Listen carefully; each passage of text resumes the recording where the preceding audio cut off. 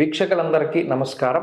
వృశ్చిక రాశి వారికి ఆగస్టు మాసంలో ఏ విధమైనటువంటి ఫలితాలు కలగబోతున్నాయో మనం ఈ కార్యక్రమం ద్వారా తెలుసుకుందాం. ముఖ్యంగా వృశ్చిక రాశి వారికి ఉండేటువంటి గ్రహస్థితిని కనుక పరిశీలన చేస్తే ఈ రాశి వారికి సప్తమ స్థానంలో గురుడు, సప్తమ స్థానమందు కుజుడు. ఈ మాసం మొత్తము కూడా సప్తమంలోనే కుజుడు ఉంటారు. 27వ తారీఖు దగ్గర నుండి కుజాష్టమ దోషం వస్తుంది.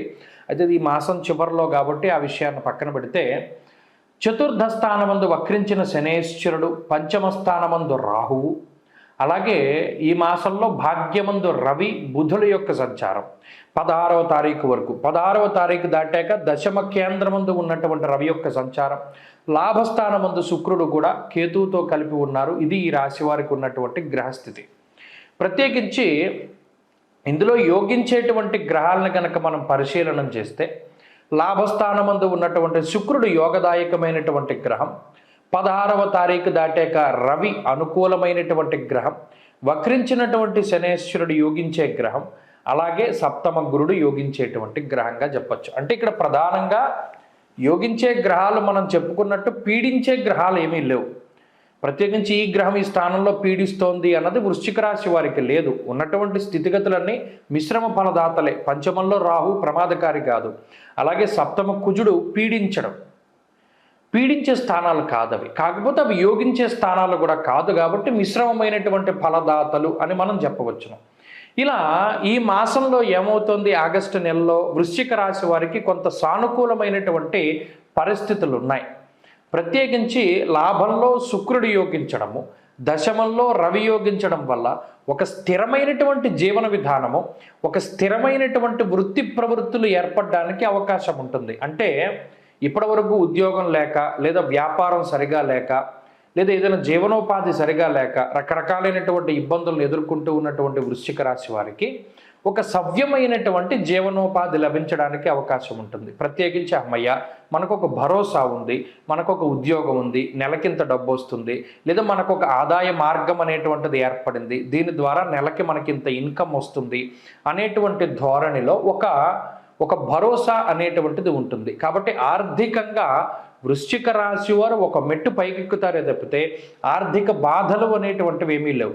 ఇక్కడ ఒక్క విషయాన్ని గుర్తుపెట్టుకోవాలి, పంచమ సప్తమాల్లో ఉండేటువంటి క్రూర గ్రహాల యొక్క స్థితిగతుల వల్ల వ్యసనాల రూపేణా మీరు ధనాన్ని మీ స్వయంకృతాపరాధంగా పోగొట్టుకుంటే మనం ఏం చెప్పలేం. కానీ అంటే ఇవి ఎక్కువ వాటికి కూడా ప్రేరేపిస్తూ ఉంటాయి. స్వయంకృతాపరాధం ఉంటుంది. సప్తమంలో కుజుడు, పంచమరాహు ఉన్నప్పుడు సొంతంగా మీకు మీరుగా నిర్ణయాలు తీసుకొని ఎవరిని సంప్రదించకుండా డబ్బు ఒక చోట పెట్టుబడి పెట్టడం, లేదో జోదము, లేదో వ్యసనానికంటూ డబ్బు పెట్టడం ద్వారా అదేమన్నా కోల్పోయే ప్రమాదం ఉంటుంది. కానీ ప్రత్యేకించి ఈ గ్రహం వల్ల డబ్బు పోతుంది అనేటువంటిది ఈ మాసంలో లేదు. అది వృశ్చిక రాశి వారు దృష్టిలో పెట్టుకోవాలి. ఇక రెండవది, ఆరోగ్యపరమైనటువంటి విషయాలు చాలా అనుకూలంగా ఉన్నాయి. ఎక్కడా కూడా అనారోగ్యాన్ని ఇచ్చేటువంటి గ్రహ సంపత్తి వృశ్చిక రాశి వారికి ఈ మాసంలో కనబడడం లేదు. ఈ నెలాఖరులో మాత్రం అష్టమ కుజ దోషం ఉంటుంది. ఆ 4 రోజులు జాగ్రత్తగా ఉండాలి. 27, 28, 29, 30, 31 5 రోజులు. ఈ 5 రోజుల పాటు నెలాఖరున ఏదైనా ఆగస్టు మాసంలో కొంత అనారోగ్య సమస్యలు, వాహనాలకి సంబంధించినటువంటి ప్రమాదాలు ఇటువంటివి ఏదైనా జరగడానికి అవకాశం ఉంటుంది. కానీ ప్రత్యేకించి మిగతా నెలంతా కూడా వస్తే ఏదైనా వాతావరణ మార్పు వల్లనో, లేదా ఇందాక నేను చెప్పినట్టు స్వయంకృతాపరాధం వల్లనో సమస్య రావాలి తప్పితే ఇతరత్రా ఏ విధమైనటువంటి ఇబ్బంది కూడా ఈ రాశి వారికి కనబడడం లేదు. అలాగే కుటుంబపరమైనటువంటి విషయాలు సైతం చాలా సానుకూలంగా ఉన్నాయి. కుటుంబం అంతా కూడా ఒక తాటిపైన, అది మీకు అనుకూలించేటువంటి విధంగా ఉండడానికి, లేదా మీ మాట వారు వినడం, లేదా మీరు వారి మాట వింటూ ఉండడం, ఇటువంటివన్నీ కూడా చాలా చక్కగా అనుకూలంగా ఉన్నాయి. ఇక ఉద్యోగ వ్యాపారాలన్నీ కూడా చాలా సక్రమంగా ముందుకు సాగుతూ ఉన్నాయి. ఉద్యోగ వ్యాపారాల్లో మీరు తీసుకున్నటువంటి నిర్ణయాలన్నీ కూడా చాలా చక్కగా ఉండబోతూ ఉన్నాయి. సర్వత్రా కూడా మంచి గ్రహస్థితి నెలకొంటూ ఉన్నది. వృశ్చిక రాశి వారికి ఇది ఆనందదాయకమైనటువంటి కాలం. వ్యాపార లాభం ఉంటుంది, ఉద్యోగ లాభం ఉంటుంది, సర్వత్రా జయం కలుగుతుంది, అవకాశం. అలాగే ప్రత్యేకించి చదువరులకి ఇది చాలా గొప్ప అవకాశాన్ని ఇస్తూ ఉన్నది. విద్యార్థులకి పోటీ పరీక్షల్లో మంచి విజయాన్ని సాధించడానికి, అలాగే ఈ కాంపిటేటివ్ ఎగ్జామ్స్, విదేశాలకు వెళ్ళడానికి రాసే పరీక్షలు, ఇటువంటివన్నీ కూడా వాటిలో మంచి ఉత్తీర్ణత సాధించగలుగుతారు. ప్రత్యేకించి వైద్య పరీక్షలు రాసేటువంటి వృశ్చిక రాశి వారికి ఇది అనుకూలమైనటువంటి మాసంగా చెప్పవచ్చును. ఇక స్త్రీలకు ప్రత్యేకించి గనక పరిస్థితులు గనక చూస్తే స్త్రీలలో ఆనందదాయకమైనటువంటి వాతావరణం ఉండడానికి, అనగా వివాహాది శుభ కార్యక్రమాలు జరగడం, సంతానోత్పత్తి కలగడం, సంతానం అభివృద్ధిలో ఉండడం, భర్త తాలూకు ఆరోగ్యం మెరుగుపడుతూ ఉండడం, ఇటువంటివి గృహిణులలో కనబడుతూ ఉంటే ఉద్యోగ వ్యాపారాలు చేసేటువంటి స్త్రీలకు సైతం లాభదాయకమైనటువంటి వాతావరణం ఉంటుంది. మొత్తం మీద వృశ్చిక రాశి వారికి మంచి సమయం ఆగస్టు నెలలో ఉన్నది. వీరు మరింత అనుకూలమైనటువంటి ఫలితాల కోసమై ఉన్నటువంటి కొద్దిపాటి దోషం పోవడానికి అమ్మవారి యొక్క ఆరాధన ప్రధానంగా చేయాలి. ప్రత్యేకించి దేవీ ఖడ్గమాల స్తోత్రాన్ని పఠిస్తూ ఉండడం చెప్పదగినటువంటి సూచన. నమస్కారం. జూలై 16వ తారీఖు నుండి దక్షిణాయనం ప్రారంభమవుతుంది. దక్షిణాయనము అంటే ఏంటండి అంటే సూర్యుడు ఎప్పుడైతే పునర్వసు నక్షత్రము 4వ పాదంలోకి సంచారం చేస్తారో, కర్కాటక రాశిలోకి ఆయన ప్రవేశం చేస్తారు. ఆ రాశి ప్రవేశం లగాయతూ మరలా తిరిగి ఉత్తరాషాఢ 2వ పాదంలోకి మకర రాశిలోకి ప్రవేశించేటువంటి సమయం వరకు కూడా ఉండేటువంటి కాలాన్ని దక్షిణాయన కాలంగా చెప్తారు. దక్షిణాయనము అంటే దక్షిణ అయనము, మనకి రామ అయనము అంటే రాముడి యొక్క ప్రయాణం అని, అలాగే ఉత్తరాయణము దక్షిణాయనము అంటే సూర్యుడి యొక్క గమనాన్ని తెలియజేస్తాయి.